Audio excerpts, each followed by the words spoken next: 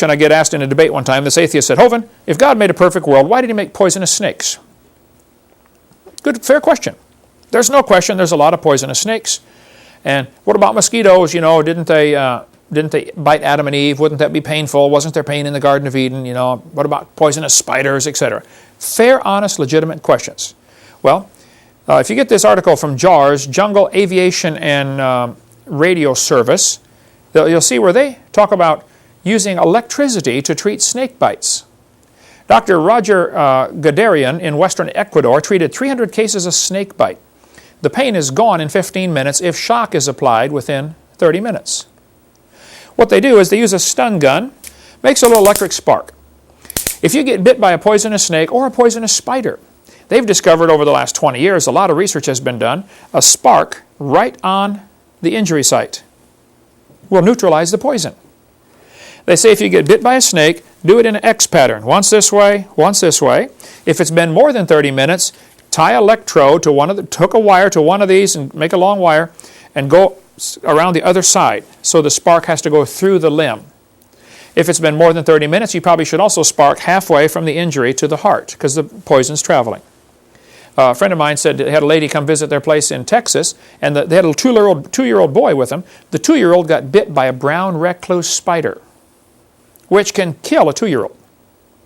Wouldn't kill a human, but it'd make you hurt for a long time. We got brown recluse right here in Pensacola. This little brown recluse spider bit this 2-year-old right on the thigh. Within a few minutes, it was swelled up as big as a softball and rock hard and red with a spot in the middle. The kid is screaming uncontrollably. This friend of mine talking to this lady, and she said, what do I do? He said, I'll tell you what I would do. I'd shock it with a stun gun. He said, I happen to have one, but I'm no doctor. I'm not going to give you medical advice. But if you want to borrow my stun gun, I would shock it twice in an X pattern. Well, she did on this 2-year-old. Within probably 30 seconds, he quit crying. In less than a minute, the swelling was going down.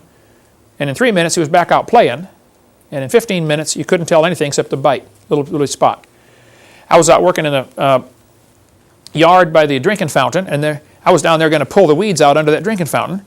And there's a wasp nest down there. I didn't know that. One of them came out, zap, stung me on the finger. So I went right upstairs to the Van de Graaff generator, 500,000 volt, make your hair stand up generator, flipped the switch, zap, zap, zap. Instantly, I mean, less than a half a second, the pain was gone from the wasp sting. I couldn't believe it. Just bam, gone. Just that quick, just electric spark. If you're, people that work in jungles, they're saying, look, get a spark. I mean, if you got to go to find an engine with a spark plug, pull the wire off, spark it, chainsaw, lawnmower, do something, but spark it right away. There seems to be really therapy in high voltage treatment of spider bites. There's been articles since 1991, a lot of research done on this. So why did God make poisonous snakes? I don't think they were poisonous in the original creation. Carl Baugh, for instance, in Glen Rose, Texas, raised cottonmouth water moccasins in his hyperbaric chamber with a stronger electromagnetic field. After 2 weeks of being in strong magnetic field, the snakes were not poisonous. The poison was not harmful.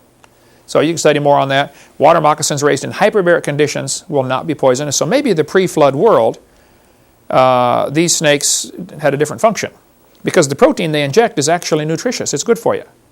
There's a lady over here at Calvary Baptist, I think you've spoken there, Eric, on Pine Forest Road. She was in a car accident, hit the windshield, broke her neck down deep inside between her shoulder blades. She goes in once a month, still today, for an injection of cobra venom. They take the venom from a cobra, stick it down on her neck, and give her a shot because it's a nutritious protein. I don't know what they did to it. You could ask her if you'd like. So maybe the snakes had a beneficial function. And so to say, hey, we have rattlesnakes, therefore God is mean, is to totally misunderstand the creation concept. Okay.